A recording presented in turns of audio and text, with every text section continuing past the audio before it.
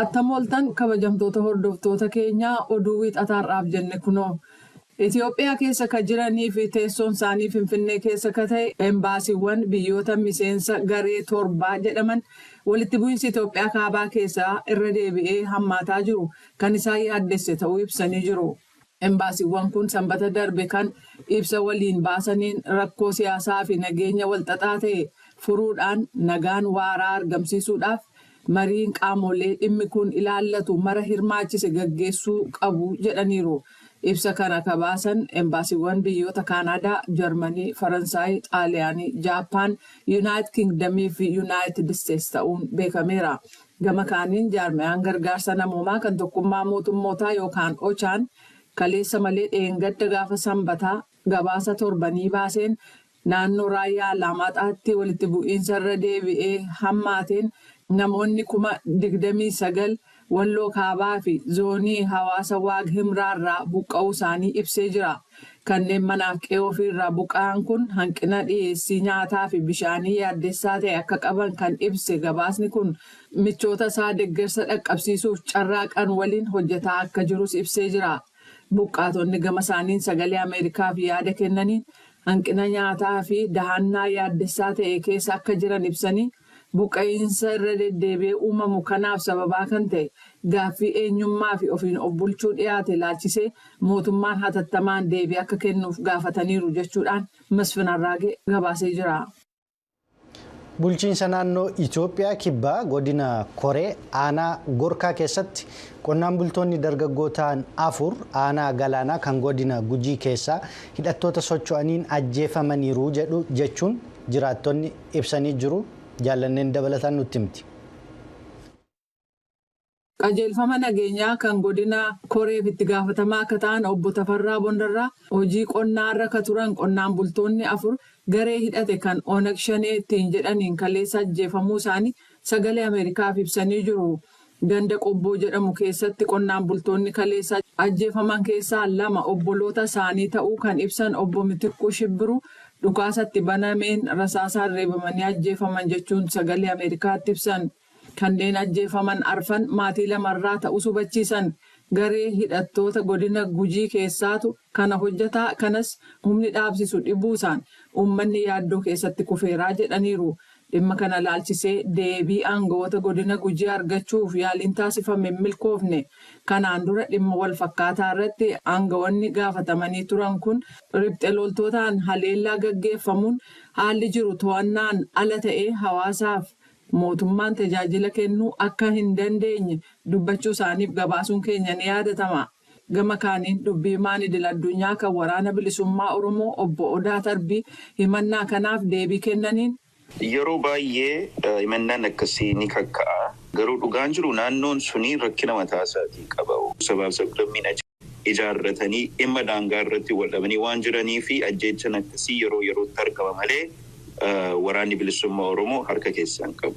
Jechuu isaanii Yoonaataan Zabdiyoos hawaasaarraa gabaaseera. Waliigaltee liqii irratti jaarmiyaa maallaqa addunyaa IMF fi Itoophiyaa gidduutti ammallee garaagarummaan jiraatus mariin itti fufee jira jechuun qondaalli olaanaa IMF jimaata darbe ibsanii jiru. Itoophiyaan deeggarsa IMF mirkaneessuuf qarshiisee kan gabaa seeraan alaa irratti sharafamaa jiruu fi isa seera qabeessaan sharafamu harka 50 caalu san sirreessuun barbaachisuu mala. Garuu haaldureen kun sababaa ta'uunsaa kan hin mirkanoofne ta'us yeroo baay'ee jijjiirama sharafa alaa gabaaf murteessaa ta'e ni fayyada. Biyya Afrikaa bahaa baay'ina uummataa qabdu Itoophiyaan duraanuu qaala'insa jireenyaa olaanaa fi hanqina maallaqaa yeroo dheeraaf waliin rakkachaa akka turte yoo ta'u, baatii muddee keessa mootummaa Afrikaa waggootii hamma kanaa keessatti liqaa ishee hin kaffalle sadaffaa taateetti. Itoophiyaatti hoogganaan ergama IMF Alvaaroo Chavaari walgahii birraa darbe IMF fi baankiin addunyaa Waashintan keessatti gaggeessan irratti gaazexessootaaf ibsa kennaniin mariin itti fufee jira hanga ammaatti garaagarummaan jira jedhan. Of eeggannoodhaan abdii qabna jedhanii dubbachuu isaaniin ala garaagarummaa ammallee furmaata hin arganne jedhan san bal'inaan hin ibsine. mariin gaggeeffamu yeroo fudhachuu qabu fudhataa jedhan. Itoophiyaan deeggarsa gara doolaara biliyoona 3.5 argachuuf baankii addunyaa waliinis mari'achaa akka jirtu ibsameera. Namoonni dhibbootaan lakkaa'aman dilbata kaleessaa magaalaa Niijer gama kaabaa Agaadeez keessa hiriira bahuun loltoonni Ameerikaa buufata waraanaa achi jiru irraa akka bahan gaafatanii jiru. Kunis erga maddeen Niijerii fi Waashintan gidduu gamasii bahuu jalqabuu fi erga dubbatanii waliigalteerra ga'anii guyyaa tokko booda. Bara darbe loltoonni Ameerikaa hanga 1,000 ol ta'an Niijer keessa ka turan yoo ta'u, maadhee 2 keessa socho'aa turan. Kunis buufata humna qilleensaa diroonii 201 jedhamuun beekamu kan naannoo Agaadeez kan Niijer waaltaa keessatti baasii doolaara miliyoona 100 ol gaafate sana dabalata. Bara 2018 irraa eegalee buufanni kun hidhattoota garee Islaamummaa fi Jama'aat Nusraat al-Islaam Musliiman kan Al-Qaayidaa waliin hidhata qabu kanneen naannoo Saahel keessa jiranitti xiyyeeffachuun itti fayyadamaa tureera. Bara darbe waraanni Niijer fonqolcha mootummaatiin aangoo kan qabate yoo ta'u, hanga sanatti Niijer michuu nageenyaa Ameerikaa fi Faransaayii ijoo taatee turteetti. Garuu aangoonni haaraan mootummaa ollaa sanaa kan Maaliif Burkinaa Faasoo keessatti argaman waliin ta'uudhaan waliigaltee waraanaa michoota biyyoota dhihaa yeroo tokko turan san kan akka Waashintanii fi Paaris waliin qaban xumuruudhaan garee siyaasaa fi diinagdee naannoo ECOWAS gadhiisanii Raashaa waliin hariiroo cimaa uumaniiru. Amma miseensonni mana maree murtii seeraa filatamaniiru.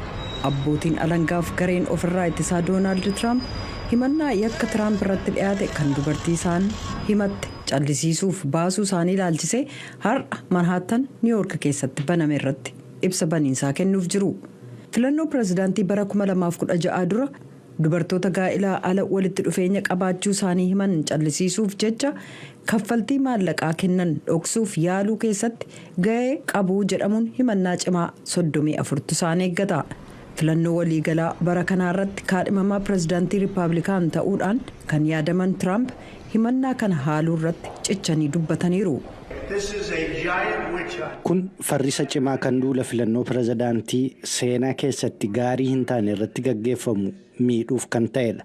Joo Baayiden seenaa biyya keenyaa keessatti pireezidaantii isa badaadha. Ani sagalee guddaadhaan isa dursaan jira. Karaa isaan injifachuu dandeenya jedhanii yaadan kana qofa. Garuu hin hojjetu. Haalli qilleensaa gaarii hin taane Tiraamp duula filannoo xumura torbanii Noorz Kaarolaayinaatti geggeessuuf turan akka hambisan dirqisiise. Sanbata darbe waltajjii isaanii miidiyaa hawaasaa irratti dhimma filannoo giddu seeninsa federaalaatiin maaliif mirgi himatamuu dhabuu pireezidantummaa isaaniif kennamuu akka qabu falmanii jiran. Falmiin afaaniin kennamu dhimma sanarratti eebila 25 mana murtii muummichaan ni ilaalama. Deemokiraatonni sagalee kennan tokko tokko itti dhiyeenyaan hordofaa jiru. Kanaanis dammaqiinsa argachuu danda'u jedhu xiinxaltoonni.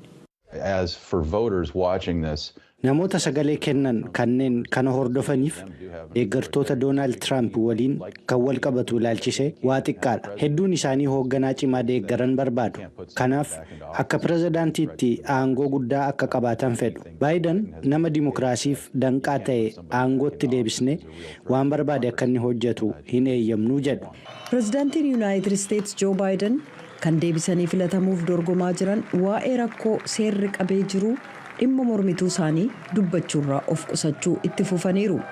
Jimaata darbe ergaa isaanii siyaasaa waldaa hojjettootaa International Brotherhood of Electrical Workers jedhu kan DC keessaaf dabarsanii jiran. Kana dura pireezidaantii ture eegumsa hojjettoota Ameerikaaf ta'u duubatti deebiseera. Miindaan hojjettoota federaalaa akka hin dabalamne mormee jira. Akkasumas yeroo pireezidaantii ture taaksii yookaan qaraxa doolaara tiriliyoona 2 hir'isuu isaatiin dureeyyii fi kaampaaniilee gurguddoo garmalee fayyade. Kun immoo liqaan federaalaa humnaa ol akka tuulamu taasise. Hojjettoonni gamtaa hojjettootaa garee falmisiisoo akkaan barbaachisan kan kaadhimamtoonni pireezidaantii lamaanuu deeggarsa isaanii argachuu qaban keessaa tokko ta'uun isaanii dabalaa dhufeeraa jedhu yuunivarsiitii joorji taawunitti gargaaraa piroofeesaraa dhimma mootummaa akka ta'an Hans Noel. Paartiin Dimookiraatotaa paartii yeroo darban keessa kallattiidhaan dhimmoota uummata deeggaran irratti fuulleffata ture. kun guyyoota kanatti yaadachiifamuu qaba. Yoo Baayiden sagalee isaanii kan barbaadan ta'e Tiraampis kan akkasiin wal fakkaatu hordofaa jiran. Ergaa xiqqoo adda ta'e kan akka immigireeshinii fi aadaa duukaa buusanii. Tiraamp yakka laalcha kana dura dubartoota gaa'ilaa alatti walitti dhufeenya qabaachuu isaanii himaniif kaffaltii callisiisuu kennan jechuun himatamaniif dhiyaachuuf jiru. Duulli filannoo isaanii inni itti aanu akka marsariitii duula filannoo isaanii irratti maxxanfametti hanga caamsaa 11 Wildwood New Jerseytti geggeessamutti ittiin fufu. Gareen duula filannoo Baayiden akka beeksisetti pirezidantichi Taampaa Filooriidaa keessatti kibxata dhuftu dhimmootii ijoo filannoo bara 2024 irratti dhimma walabummaa hormaataa ka guutuu biyyattii irratti fuulleffatu ilaalchisee haasaa dhageessisuuf jiru.